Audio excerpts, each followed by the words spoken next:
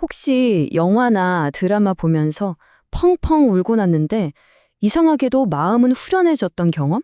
한 번쯤은 다들 해보셨을 거예요. 그쵸? 아니, 우리는 왜 굳이 눈물 쏙 빼는 그런 슬픈 이야기를 일부러 찾아보는 걸까요? 오늘 이 정말 흥미로운 질문에 대한 답을 찾아서 무려 2000년 전으로 한번 시간여행을 떠나보려고 합니다. 바로 고대 그리스의 위대한 철학자 아리스토텔레스에게서 그 힌트를 얻을 수 있거든요. 그의 비극 이론이 오늘날 우리가 즐기는 이야기들에 얼마나 큰 영향을 미치고 있는지 알면 깜짝 놀라실 겁니다. 자, 바로 이 질문이 오늘 이야기의 핵심입니다. 우리는 다 행복해지고 싶어 하잖아요. 그런데 왜 비극적인 운명, 슬픈 결말에 이렇게까지 마음이 끌리는 걸까요? 이 모순처럼 보이는 우리 마음을 설명하는 가장 오래되고 또 가장 강력한 이론이 있습니다. 네, 그 주인공은 바로 아리스토텔레스입니다. 그는 시학이라는 책에서 비극이 어떤 구조로 만들어져야 하는지, 그리고 그게 우리 마음에 어떤 작용을 하는지를 정말 체계적으로 분석해놨어요. 그가 제시한 이 설계도는요, 지금 이 시대의 작가나 영화 감독들에게도 여전히 필독서처럼 여겨지는, 창작의 바이블 같은 거죠. 자, 그럼 그 설계도를 한번 자세히 들여다볼까요? 아리스토텔레스는 비극을 하나의 아주 정교한 기계라고 생각했어요. 그렇다면 그 기계를 움직이는 가장 강력한 엔진, 그 핵심 동력은 과연 무엇일까요? 바로 플롯, 즉 이야기의 뼈대라고 봤습니다. 여기서 진짜 중요한 포인트는요. 아리스토텔레스가 말하는 좋은 플롯이란 그냥 충격적인 사건이 뻥뻥 터지는 게 아니라는 거예요.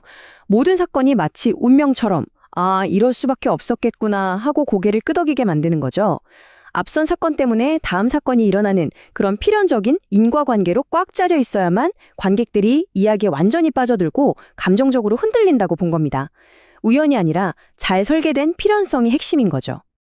자, 이런 완벽한 플롯을 만드는 첫 번째 핵심 장치가 바로 반전입니다. 그리스어로는 페리페테이아라고 하는데요. 이게 뭐냐면 주인공이 최선을 다해서 한 행동이 오히려 의도와는 정반대의 최악의 결과를 낳는 순간을 말해요.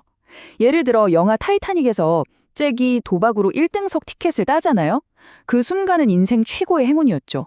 하지만 결국 그 행운이 그를 비극적인 운명으로 이끌었잖아요. 바로 이런 게 기가 막힌 반전입니다. 그리고 두 번째 장치는 인지, 그리스어로는 아나그노리시스입니다. 이건 말 그대로 주인공의 어떤 끔찍한 진실을 깨닫게 되는 충격적인 순간이에요. 자기가 누군지 혹은 자기가 무슨 짓을 했는지 전혀 몰랐다가 결정적인 사실을 알게 되는 거죠. 영화 스타워즈 좋아하시나요?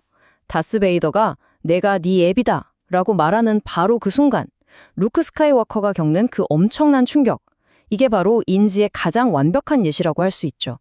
그런데 아리스토텔레스는 여기서 한 걸음 더 나아갑니다. 이 두 가지 장치, 즉 반전과 인지가 따로따로 일어나는 게 아니라 바로 같은 순간에 빵! 하고 터질 때, 그때 비극의 힘이 최고조에 이른다고 말해요. 상황이 최악으로 뒤바뀌는 바로 그 순간에 주인공이 끔찍한 진실까지 깨닫게 되는 거죠. 와, 이보다 더 강력한 감정적 충격은 상상하기 어렵겠죠. 자, 그럼 이렇게 강력한 플롯을 온몸으로 겪어내는 주인공은 과연 어떤 사람이어야 할까요? 아리스토텔레스는요, 아무나 비극의 주인공이 될 수 없다고 아주 단호하게 말합니다. 관객들의 감정을 효과적으로 담아내기 위한 아주 특별한 그릇이 필요하다는 거죠. 이 조건들을 하나하나 뜯어보면 정말 무릎을 탁 치게 됩니다. 일단 주인공은 우리 같은 평범한 사람이 아니라 좀 더 높은 위치에 있는 사람이어야 그 추락이 더 극적으로 보이죠. 그리고 아주 착하기만 한 사람도 아주 나쁜 악당도 아니에요. 우리처럼 장점도 있고 결정적인 단점도 있는 괜찮은 사람이어야 합니다. 왜냐고요?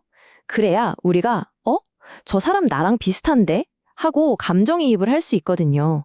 그리고 가장 중요한 건 그의 몰락이 어떤 사악한 의도 때문이 아니라 인간적인 실수나 판단 착오 때문에 벌어져야 한다는 겁니다. 그래야 우리가 그를 동정할 수 있으니까요.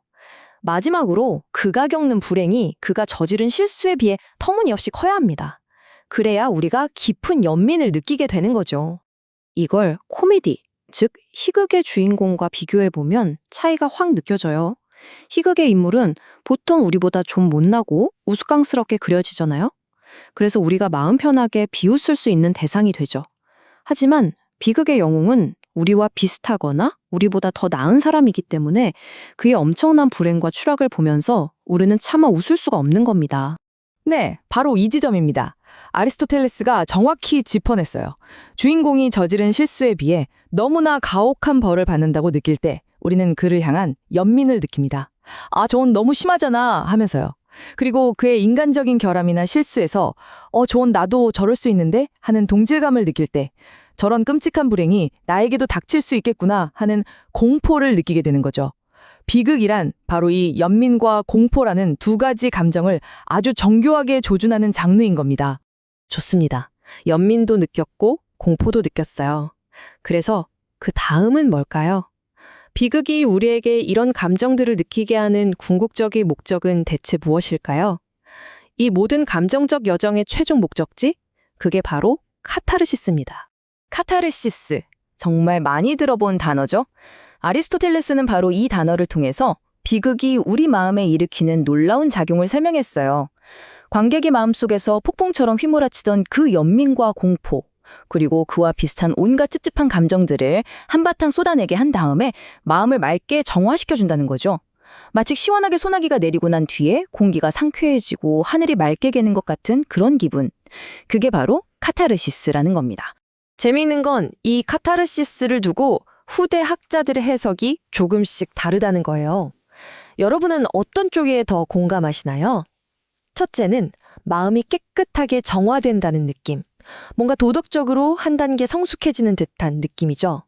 둘째는 묵은 체증이 싹 내려가듯 속 시원하게 감정을 배설하고 후련함을 얻는다는 해석. 심리적인 해소에 가깝죠. 마지막 셋째는 좀 다른데요.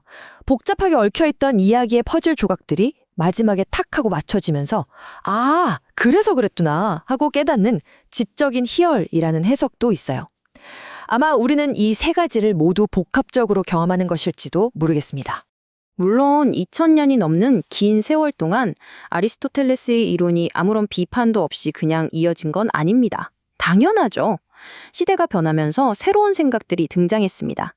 예를 들어 19세기 사실주의 연극에서는 고귀한 신분의 인물만 비극의 주인공이 될 수 있다는 생각에 강하게 반대했어요. 가난한 노동자나 평범한 사람의 고통을 통해서 비극의 원인이 개인의 실수가 아니라 우리를 둘러싼 이 사회 구조 자체에 있을 수 있다는 걸 보여주려고 했죠. 또 철학자 니체는 아예 다른 각도에서 비판합니다. 비극을 보고 연민에 빠져서 우는 건 나약한 태도라는 거예요. 니체가 생각한 비극의 진짜 힘은 인간의 그 끔찍한 운명을 정면으로 보고서도 그래도 삶은 계속되어야 한다는 강렬한 삶의 의지를 느끼게 하는데 있다고 주장했죠. 하지만 이런 여러 비판과 변화에도 불구하고 정말 놀라운 건 아리스토텔레스가 제시했던 그 핵심 원리들 있잖아요. 잘 짜인 인과관계, 반전과 인지가 주는 충격, 그리고 공감 가능한 인물의 몰락을 통해서 감정을 끌어내는 방식. 이 원리들은 여전히 수많은 명작들의 DNA 안에 깊숙이 박혀 있습니다. 그의 설계도는 정말 시대를 초월하는 힘을 가진 셈이죠. 그래서 마지막으로 여러분께 이 질문을 한번 던져보고 싶습니다. 최근에 영화나 드라마 혹은 소설을 보면서 마음속에 꽉 막혔던 무언가가 뻥 뚫리는 듯한 그런 카타르시스를 경험한 적 있으신가요? 그 마지막 순간은 언제였나요? 아마 여러분이 떠올린 그 이야기 속에도 오늘 우리가 함께 살펴본 아리스토텔레스의 이 오래된 지혜가 고스란히 숨어 있을지도 모릅니다.